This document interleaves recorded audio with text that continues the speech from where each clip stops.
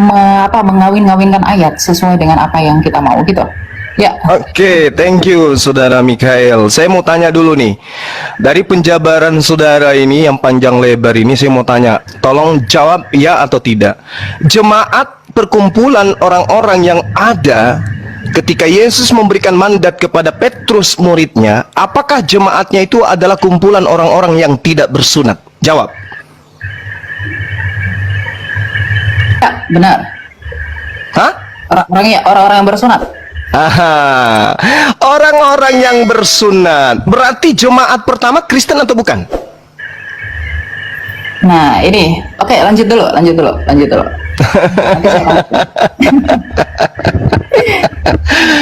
Saudara harus memahami bahwasanya Kristen itu di dalam pandangan Paulus sendiri adalah kumpulan orang-orang yang hidup secara kafir. Jadi jangan Anda ngadi-ngadi mengatakan jemaat pertama, gereja yang pertama adalah Kristen. No, nonsense, bullshit. Makanya perlu belajar, bukan hanya kecepatan berbicara. Mulut dan otak itu harus sinkron, Bung. Jadi jemaat pertama yang didirikan oleh Petrus adalah jemaat Yahudi, bukan Kristen. Kumpulan orang-orang yang tidak bersunat haram hukumnya masuk di dalam jemaatnya orang Yahudi sampai hari ini. Jadi jangan mimpi. Anda boleh lincah berbicara, tapi Anda tidak berdata. Oke? Nah, sekarang saya sadarkan kepada saudara, ketika saudara mengatakan Taurat itu hanya bayang-bayang, ilmunya dari mana? Dari orang Farisi kan? Nah, itulah kalian, pengikut orang Farisi. Sementara Tuhan memberikan pernyataan yang sangat luar biasa di dalam pemahaman orang Yahudi itu sendiri, bahwa Taurat yang datang kepada Nabi Musa itu adalah jalan hidup, yang siapapun yang menapaki daripada hukum Taurat itu dalam kehidupan orang Bani Israel, mereka akan mendapatkan hidup. Itu Kristen di situ nggak ada. Anda mengatakan hukum Tuhan adalah bayang-bayang, itu mau Anda, karena Anda Kristen. Tetapi orang Yahudi, di mana mereka adalah umat yang diangkat derajatnya oleh Tuhan, apakah pernah diajarkan Taurat itu bayang-bayang dan yang benar adalah ajaran Kristen? Mimpi. Itu mimpi itu, Bung. Makanya Yesus mengatakan, wahai Bani Israel, waspadalah kepada orang Farisi. Tapi kalau di Kristen, wahai orang Kristen, rangkulanlah dengan orang Farisi. Coba Anda lihat itu dari kacamata perspektif kerangka berpikir Anda aja dulu. Kristen berasal dari orang Farisi atau bukan?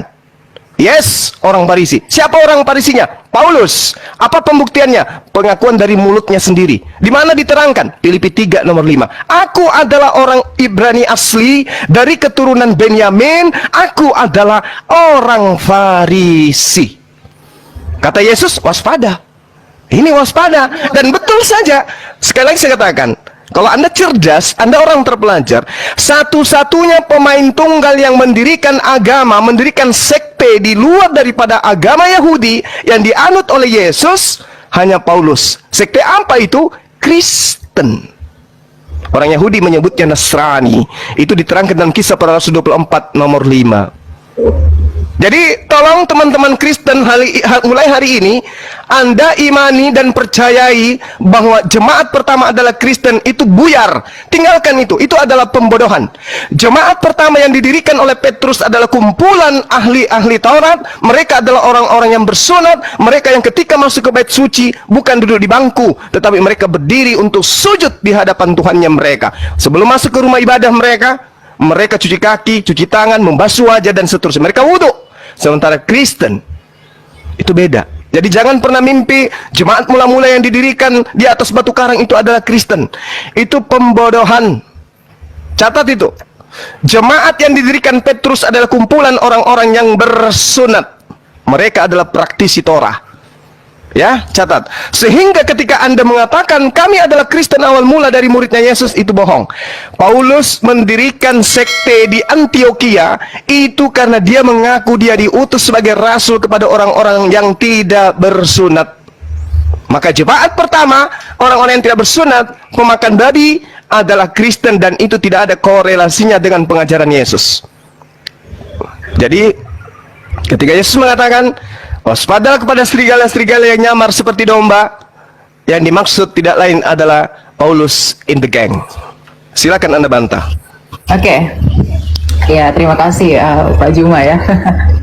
Sebenarnya saya juga mau menunjukkan bahwa seringkali Bapak Juma dalam rautan argumentasinya itu gagal sekali berpikir dengan apa yang saya sampaikan. Kemudian merujuk dari apakah orang-orang Kristen yang di jemaat yang didirikan Yesus itu bersunat? Iya bersunat. Ketika saya bilang ya bersunat, langsung Bapak berpikir bahwa wah argumentasi saya sudah patah karena itu. Enggak. Sebenarnya ini hanya ketidaktahuan Anda ya. Orang Yahudi yang percaya Yesus itu tetaplah harus disunat. Karena sedangkan orang Yahudi yang percaya Yesus tidak dibebankan hukum sunat. Kisah Para Rasul 21 ayat 25. Tetapi mengenai bangsa-bangsa lain yang telah menjadi percaya, sudah kami tuliskan keputusan-keputusan kami, yaitu mereka harus menjauhkan diri dari makanan yang dipersembahkan berhala, dari darah, dari daging binatang yang mati, dan dicekik dari percabulan. Ayat 20-nya kalau kita melihat sebelum sampai kepada konklusi ini, mendengar itu mereka memuliakan Allah, lalu yang berkata kepada Paulus, saudara lihatlah beribu-ribu orang Yahudi telah menjadi percaya, dan semuanya rajin memelihara hukum Taurat. Di ayat 22-nya, tetapi mendengar tentang engkau, bahwa engkau mengajar semua orang Yahudi yang tinggal di antara bangsa-bangsa lain untuk melepaskan hukum Musa. Bangsa lain untuk melepaskan hukum Musa. Bapak harus mengerti ya, bahwa ketentuan sunat itu diberikan kepada yang memang diteruskan dari Abraham, kemudian berakhir di orang-orang Yahudi dari ke-12 suku Israel ini sebagai bentuk perjanjian mereka. Kemudian selanjutnya dikatakan sebab engkau menyatakan supaya mereka jangan menyunatkan anak-anaknya dan jangan hidup menurut adat istiadat kita. Jadi kita harus mengerti teman-teman bahwa hukum sunat ini adalah hukum yang only berlaku bagi orang-orang Yahudi. Tapi karena Yesus menyatakan pergilah jadikanlah semua bangsa muridku, baptislah mereka di dalam nama Bapa, Putra dan Roh Kudus. Artinya hukum Yahudi ini tak berlaku lagi bagi dunia ini. Itu berlaku bagi mereka aja. Bagi dunia ini tidak berlaku lagi hukum sunat karena mereka sudah disunatkan melalui kematian Kristus. Inilah relevansi yang saya katakan. Saya tetap konsisten dalam argumentasi saya. Saya tidak mau gagal berpikir ya. Nah, ketika Yesus menyatakan baptislah semua orang di dalam nama Bapa, Putra, Roh Kudus, kemudian juga Paulus. Jadi Paulus ini bukan bertentangan dengan Yesus. Ini yang harus diperhatikan ya teman-teman. Paulus ini menginjil bagi dunia. Karena di ayat 21 dikatakan bahwa di antara bangsa-bangsa lain dan Yahudi dan bangsa-bangsa lain yang melepaskan hukum Musa. Artinya bangsa-bangsa lain itu tidak terikat dengan hukum Musa. Inilah mengapa orang Yahudi itu sangat fanatik dengan orang-orang di bangsa lain. Artinya memang hukum Israel yang sangat ketat ini, yang tadinya perlakuan hukum Taurat ini tidak berlaku lagi bagi bangsa lain. Makanya orang Kristen yang non-Yahudi itu tidak perlu disunatkan. Itu argumentasi yang pertama. Argumentasi yang kedua, mengapa orang-orang Yahudi atau pada masa ketika Yesus mendirikan jemaatnya yang adalah Petrus sang batu karang itu, mereka adalah orang-orang bersunat. Argumentasi yang pertama itu karena mereka adalah orang Yahudi. Kemudian orang yang kedua, argumentasi yang kedua agar itu tidak menjadi batu sandungan atas pemberitaan mereka. Paulus dengan jelas menegaskan bahwa Timotius itu haruslah disunat, gitu ya, karena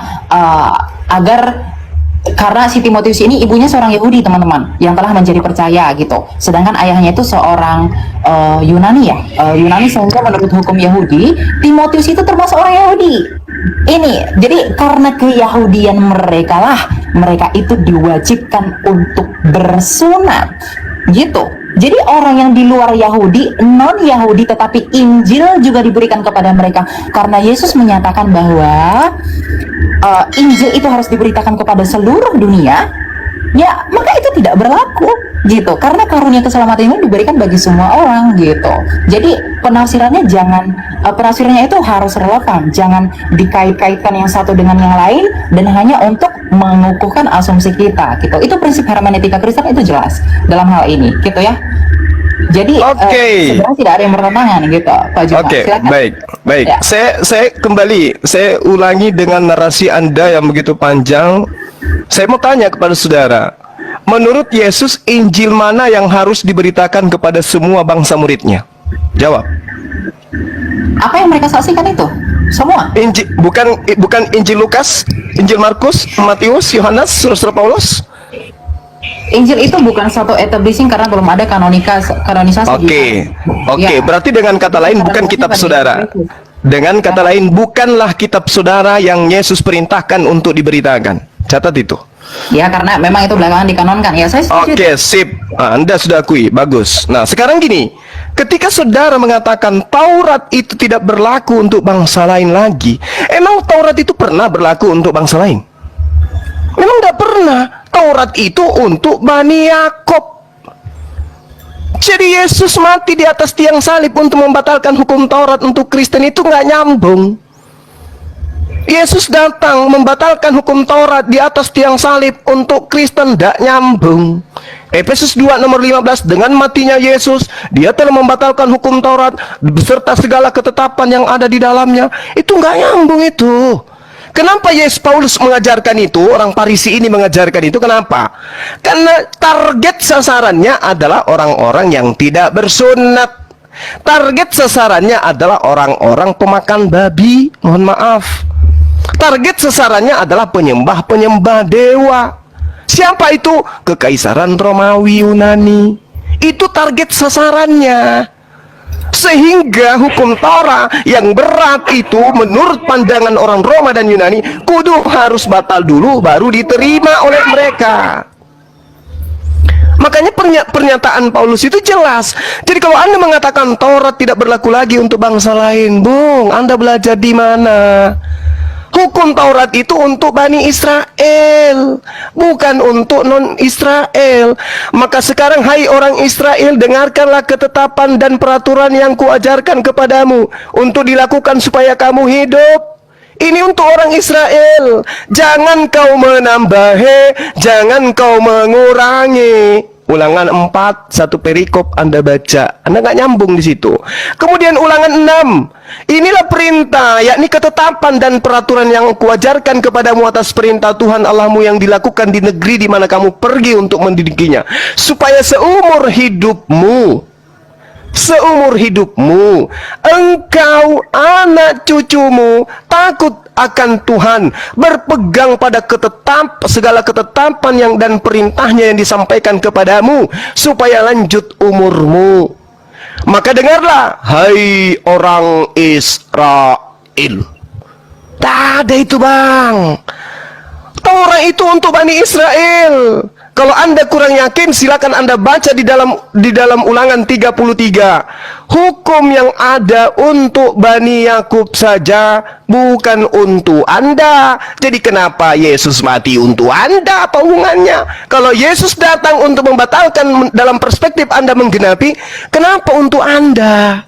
Anda sopo? Di dalam di ulangan 33 dijelaskan, Musa telah memerintahkan hukum Taurat kepada kita, satu milik bagi jemaah Bani Yakub. Anda Bani Yakub? Bukan. Satu lagi, Yeremia 31:31, aku akan membuat perjanjian baru dengan Bani Israel dan Bani Yehuda. Anda Bani apa? Hah? Bukan Anda. Jadi ngapain Yesus mati di atas tiang salib untuk Anda? Ngapain? Tujuannya untuk membatalkan hukum Taurat. Iya, berarti Yesus untuk Bani Israel, bukan untuk Anda. Kalaupun dia dipaksakan untuk mati sebagai persembahan kepada dewa, dia dipersembahkan untuk Bani Israel, bukan untuk Anda. Kecuali Anda benar-benar Romawi dan Yunani yang dihadiahkan konsep Tuhan, dihadiahkan kitab. Baru betul, aku ini adalah Bani Romawi dan Yunani, pengikut Paulus yang meminjam nabi yang datang kepada Bani Israel untuk kami tuhankan. Itu baru betul. Saya jempol kalau Anda jujur di situ. Yang pertama, Anda sudah mengakui jemaat mula-mula yang didirikan oleh Petrus adalah jemaat bersunat, berarti mereka bukan Kristen. Mereka adalah Bani Israel yang percaya Yesus utusan Tuhan, belum terkontaminasi dengan ajaran Farisi. Sedangkan yang di Antioquia murni mutlak absolut pengajaran Farisi. Muncullah Kristen penyembah manusia, dan itu Anda aminkan hari ini. Makanya saya tanya, Injil mana? Injil Lukas, Bukan. Markus? Bukan. Injil yang mana? Ya Injil Yesus. Mana Injil Yesus itu? Baca kitab Anda. Kalau Anda punya Bible, saya ajarin sekarang. Di dalam Yohanes 1 nomor 48, Yesus memanggil Filipus. Filipus, ikutlah denganku. Dia ikut denganku wahai Filipus. Filipus disebut namanya, ada legalitas dari Yesus untuk Filipus. Lalu kemudian di Kisah Para Rasul 8 di nomor 35, Filipus memberitakan tentang Injil Yesus. Dor. Yang diajarkan oleh Filipus adalah Injil Yesus, bukan Injil Lukas, Markus, Matius, Yohanes, bukan. Jadi kalau Anda pun memaksakan memberitakan Injil kepada seluruh makhluk, maka berita yang harus didengarkan itu adalah Injilnya Yesus yang dibawa oleh Filipus, bukan Lukas, bukan Paulus. Sadari itu kalau Anda memang benar-benar ingin selamat. Yesus punya Injil sendiri yang diberitakan muridnya Filipus, dan Filipus mendapatkan legitimasi jelas. Sementara Paulus, Lukas, Markus, pengarang Matius, pengarang Yohanes, pengarang Markus itu tidak ada legitimasi dari Yesus. Sementara sumber firman, bahkan kalian mengatakan firman itu adalah sang firman itu adalah Yesus. Sang firman memberikan legitimasi kepada Filipus, bukan kepada penulis Injil Anda. Jadi Injil Anda itu bukan yang harus diberitakan ke seluruh dunia. Simpan itu di peti. Cari Injil Filipusnya, beritakan kepada dunia. Disitulah yang benar. Injil Filipus masih ada sisanya. Yesus menikah dengan istrinya Maria. Silakan. Oke. Kasih Pak Juma. Ya, saya ini ya sudah cukup mendengarkan tadi ya apa yang disampaikan. Saya mau bantu yang pertama dulu. Tadi Pak Juma menyatakan berkaitan dengan Taurat itu untuk orang Yahudi. Ya, kita buka Lukas 16 ayat 16. Lukas ya. Hukum Taurat dan kitab para nabi berlaku sampai kepada zaman Yohanes. Dan sejak itu kerajaan Allah diberitakan dan setiap orang menggagahinya berebut memasukinya. Yang pertama. Yang kedua, Matius 11 ayat 13. Sebab semua nabi dan kitab Taurat bernubuat hingga tampilnya Yohanes. Jadi Lukas, Matius itu relevan bahwa Taurat itu hanya berakhir dan berlaku sampai di masa Yohanes. Oke, jadi di sini kita bisa melihat bahwa Matius itu memberi penjelasan lebih jelas dengan menempatkan kata mereka bernubuat itu berakhir hingga tampilnya Yohanes Pembaptis tentang kesaksian kebenaran yang akan datang di dalam Kristus. Dengan demikian kita mengerti bahwa Taurat itu dan nubuat-nubuat para nabi dalam perjanjian lama berakhir pada saat tampilnya nabi terbesar, yaitu Yohanes Pembaptis, ya. Dengan tanda kematian Yesus di kayu salib berlaku hukum Kristus, hukum kasih. Ini saya sudah tegaskan dari awal bahwa hukum Kristus itu adalah dua hukum. Hukum Taurat itu terikat pada 613 hukum. Gitu. Jadi yang 613 itu sudah tidak berlaku lagi. Kenapa? Karena para nabi pun itu semua bersaksi dan akan bernubuat tentang Dia yang akan datang. Yang di dalam Lukas yang saya bacakan tadi, berakhirnya nubuat tentang kesempurnaan yang akan datang itu telah selesai. Diakhiri di dalam masa kenabian Yohanes Pembaptis. Itu sudah selesai sampai di sana. Yang nantinya akan didatangi oleh Sang Firman itu yang menjadi manusia, di mana Sang Kristus itu sendiri Sang Firman itu yang menyatakan diri Bapa di dalam dirinya. Hal ini juga kita bisa melihat di dalam Efesus 2 ayat 15, bahwa dikatakan di sana bahwa sebab dengan matinya manusia, ia sebagai manusia maksud saya, ia telah membatalkan hukum Taurat ya, dengan segala perintah dan ketentuannya untuk menciptakan keduanya menjadi satu manusia baru di dalam dirinya, dan dengan itu mengadakan damai sejahtera. Jadi kalau banyak polemikus yang menuduh bahwa Paulus itu menyatakan bahwa hukum Taurat itu dibatalkan sedangkan Yesus itu menggenapi, artinya konklusinya bahwa Yesus itu dengan Paulus itu bertentangan. Tidak. Kenapa? Jelas ditegaskan oleh Lukas bahwa hukum Taurat itu berakhir mengenai pewahyuannya dan peraturannya itu sampai kepada zaman Yohanes. Itu yang pertama. Jadi ayat ini sudah membantah argumentasi dalam perspektif kekristenan ya. Maksud saya bahwa Bapak menyatakan Taurat itu akan berlaku selama-lamanya. Tidak. Ya tidak. Karena orang Yahudi, karena Lukas ini ditulis sama Lukas, dia itu orang Yahudi.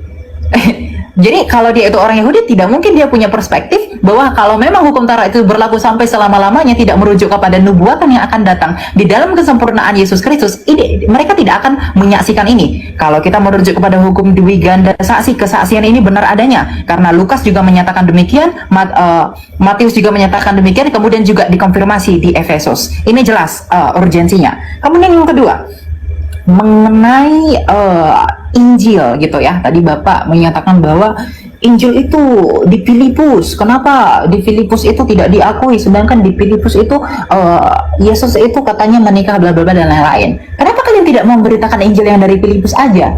Inilah keterbatasan literasi, bahwa arti kitab Injil itu adalah kabar baik.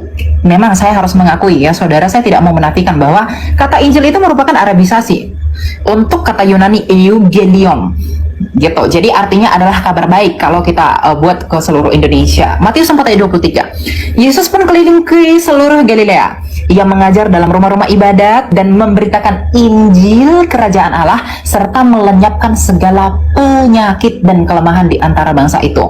Ingat ya, kita harus mengkonsentrasikan antara kondisi orang Yahudi pada saat itu dengan apa yang dilakukan Yesus. Perspektif dan juga sudut pandang orang Yahudi yang dalam hal ini adalah mereka Yahudi tentunya teman-teman, karena murid-murid Yesus itu ya orang-orang Yahudi ya.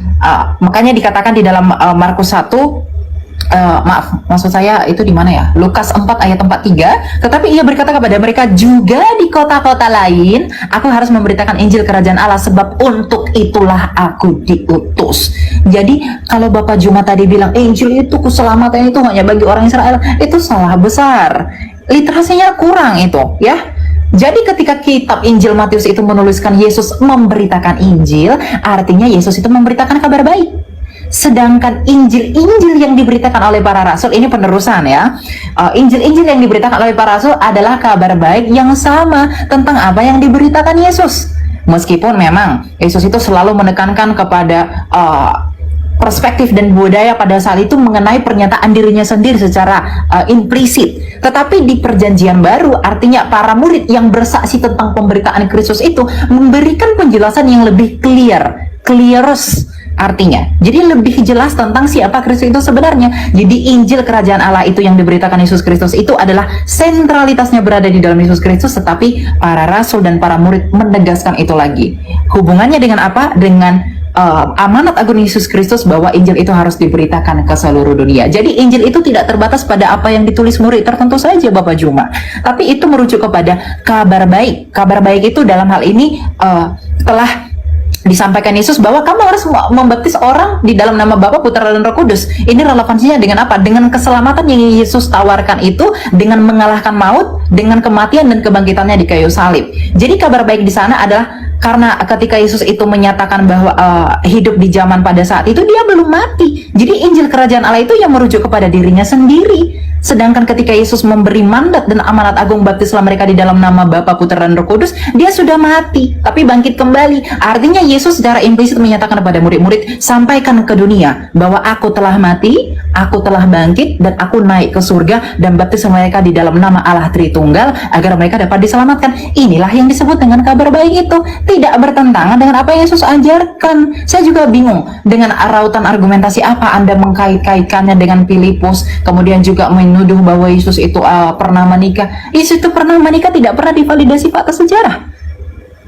Tutup Alkitab, kita buka fakta sejarah, tulisan Marabin Serapion, kemudian tulisan Tacitus, kemudian juga siapa namanya satu lagi saya lupa, yang dari Roma itu. Mereka tidak pernah menyaksikan Yesus Kristus itu menikah. Bahkan Flavius Josephus itu membuktikan dan juga menuliskan dalam sejarahnya bahwa Yesus itu diakui dan dianggap orang Yahudi itu bangkit pada masa itu, dan tidak pernah menuliskan historikal tentang pernikahannya dia. Jadi Injil itu merujuk kepada kabar baik, terlepas dari bagaimana memang perspektiva dari budaya pada masa itu. Gitu Pak Juma ya. Terima kasih. Oke, baik ya. Jadi Paulus sendiri mengakui di dalam Galatia 1 nomor 6, aku heran bahwa kamu begitu lekas berbalik daripada dia yang oleh kasih karunia Kristus memanggil kamu dan mengikuti satu Injil yang lain. Ya. Jadi saudara harus memahami bahwa Dari zaman Yesus, dari zaman Paulus aja, Injil-Injil itu sudah bertebaran. Banyak Injil yang kemudian ada pada masa itu. Sehingga ketika saudara mengatakan bahwasanya Injil yang Anda maksud adalah yang diberitakan kabar gembira, Paulus yang menorehkan catatannya sendiri mengatakan bahwa banyak Injil lain, ya, banyak Injil lain yang ada pada masa itu. Bukan hanya kitab saudara yang sekarang ini mencari jalan untuk membatalkan hukum-hukum yang datang kepada Bani Israel. Saudara dengan entengnya mengatakan bahwasanya hukum Taurat itu hanya berlaku pada masa Yohanes sampai masa Yohanes. Itu maunya Anda. Ilmu Anda itu Anda dapatkan dari mana? Dari Lukas. Lukas iki sopo? Anda mengatakan Lukas ini orang Yahudi. Data Anda dari mana? Lukas aja dari namanya itu adalah nama orang Roma. Oke? Dan tidak ada catatan yang mengatakan bahwa Lukas itu orang Yahudi. Tidak. Lukas itu jelas oleh tradisi Kristen sendiri menduga dia berasal dari Antioquia, Syria, dan dia berdarah Yunani. Lalu ketika saudara mengatakan dia orang Yahudi, ilmu dari mana Anda dapatkan itu? Ya, ilmu dari mana? Lukas itu tidak dikenal oleh Yesus. Ya. Nah, lalu kemudian ketika Anda mengatakan hanya sampai kepada Yohanes, berarti Anda menyelisih pernyataan Yesus. Di dalam kitab saudara sendiri menerangkan, Yesus berkata bahwa hukum Taurat itu lebih mudah langit dan bumi lenyap daripada setitik dari hukum Taurat itu batal. Mana yang benar ini? Pengakuan Yesus atau pengakuan Lukas? Yang mana yang benar? Sementara Yesus sendiri, sabar. Yesus sendiri mengatakan demikian. Terus di dalam kitabnya orang Yahudi terkait dengan Taurat, itu dijelaskan, janganlah kau menambahi, jangan kau mengurangi. Jadi jangankan batal, dikurangi aja tidak bisa. Ilmu Anda dari mana? Hanya ingin melegalkan ajaran Farisi, kemudian Anda mengatakan bahwa hukum Taurat itu berlaku hanya sampai di Yohanes saja. Berarti ada pengurangan. Sementara perintah Tuhannya jangan kau menambahi, jangan kau mengurangi. Dan sampai hari ini orang Yahudi masih ada. Sedangkan Injil yang diberitakan kemudian oleh Filipus jelas adalah Injil Yesus. Tidak pernah mengatakan Injil Lukas, Injil Markus, nggak ada. Yang diberitakan oleh Filipus ini adalah Injilnya Yesus. Injil Yesusnya mana? Tidak ada. Kenapa tidak ada? Karena sejatinya Kristen itu bukan pengikut Yesus, tapi pentuhan Yesus yang muncul pertama kali kemudian di Antioquia. Jadi ketika kemudian dikatakan hukum Taurat itu berlaku hanya sampai Yohanes, itu datanya dari siapa? Dari Lukas sendiri. Sementara Lukas juga yang mencatat, Yesus sendiri mengatakan bahwasanya lebih mudah langit dan bumi lenyap daripada setitik dari hukum Taurat itu batal. Lebih mudah. Nah, terus kenapa bisa batal? Sementara langit dan bumi itu lebih mudah hilang daripada hukum Taurat. Apa logikanya yang bisa dipakai selain daripada